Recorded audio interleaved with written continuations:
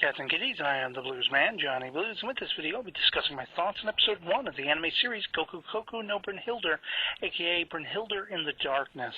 And this was an interesting opener, I have to say. I was very intrigued by the story, the synopsis I read of it beforehand, and this first episode definitely doesn't disappoint with a lot of WTFs and mystery going on.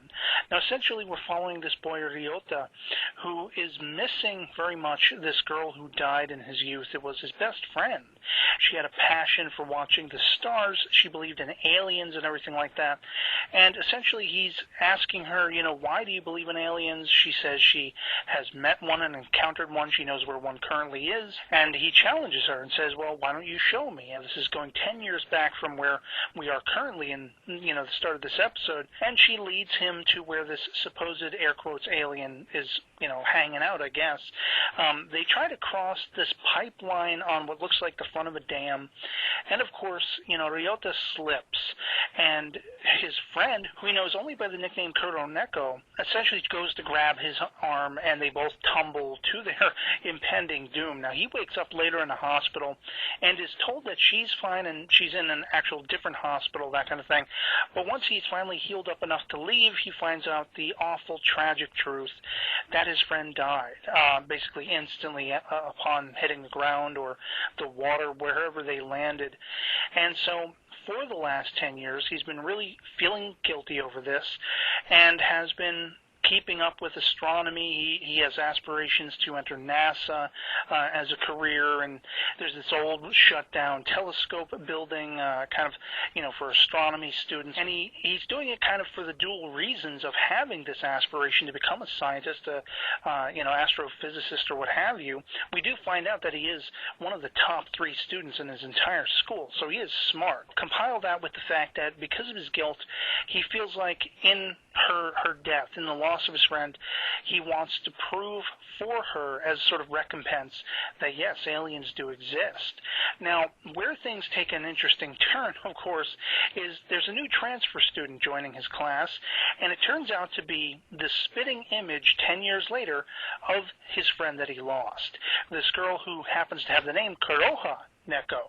So essentially she is joining and being introduced to his class, and he just loses it. I mean, he stands up, he's like, you're supposed to be dead. You're actually alive. Let me see your armpit. And everyone's like, this guy's a perv. He's cracked under the pressure of all of his studies and everything. She smacks him. She demands the fact that, no, I've never met you before. You're acting weird. And we pick up a little later on in the day, and they're in like swim class or gym class, PE, whatever it is. And the girls are on one side of the pool, the boys are on the other. But essentially where things really ramp up with the weird is another classmate of his is in the pool. Everyone's dunking under the water for 10 seconds, whatever it is, see how long they can stay under. And there's a vent that comes loose, and one of the girls gets her legs caught in it. It's like sucking her legs, super powered, and she can't get up out from under the water. She's going to drown.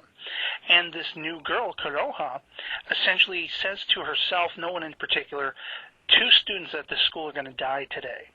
But then all of a sudden, this just explosion out of nowhere, or rather implosion, of this, sucking mechanism in the pool just happens to let free this girl just before she's about to, drown under the water, and she's saved. She's effectively saved within seconds of losing her life.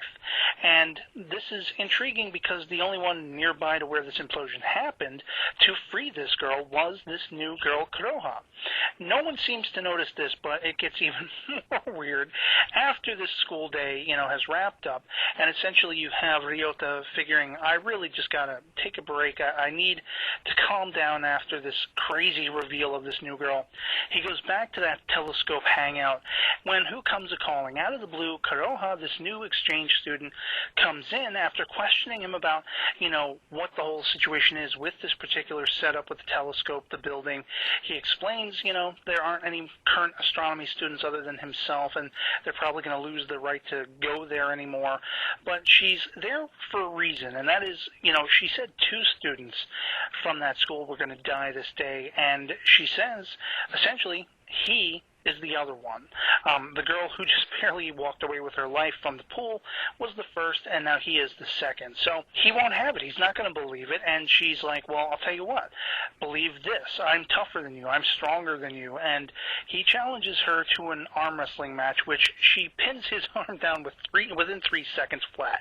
And he's incredulous at that. She's not a very muscular girl, if any at all. She has no muscles at all. Now, essentially, not too long after this new girl, Kuroha, leaves him of his own devices, and he doesn't know whether to believe her or not. He wants to, but he has no real valid reason to. So he decides to go ahead and challenge her claim that he's going to die that night. He's going to try walking home. This is pretty much adding up to everything he was told not to do by this girl. And sure enough, it starts pouring out, and as he's walking, there's a mudslide. He gets trapped against a sort of guard railing on this high hill of this mountain that he's climbing down, and all of a sudden this boulder just comes out of nowhere, and it's going to crush him. He is very literally going to die, as she told him, as she prophesized, when all of a sudden this boulder stops in midair, and he's looking up incredulously. His mouth is literally agape, and there is Kuroha with her hands extended above her head, her hands glowing this interesting blue, and she is somehow using an energy of some kind to keep this boulder suspended in midair. Something she does rips it in half, and the two halves of this boulder go flying in each direction, left and right, and he's just, again, stunned completely by this. And he's like, what the hell is going on? She's mad at him because he didn't listen to her. And the conversation essentially is, how do you have these powers? What is going on here? And she claims that she's a witch. And she goes on to explain that through medicine and some kind of testing being done on her. She has a device. She reveals as she pulls her hair back from the back of her neck that there is almost like a metallic plug jammed into the back of her neck. And this is something that gives her these powers, this magic, as she calls it. And he's like, that's not magic. That's science. So essentially we leave off with this grand mystery of what the hell is going on. He notes as her arms are, extended above her head that she doesn't have the moles that he recognized on the girl he grew up with, so this is probably not that girl. Or maybe it is. Maybe it's cloning, maybe it's genetic manipulation, who knows. But it's definitely a WTF by the end of the episode.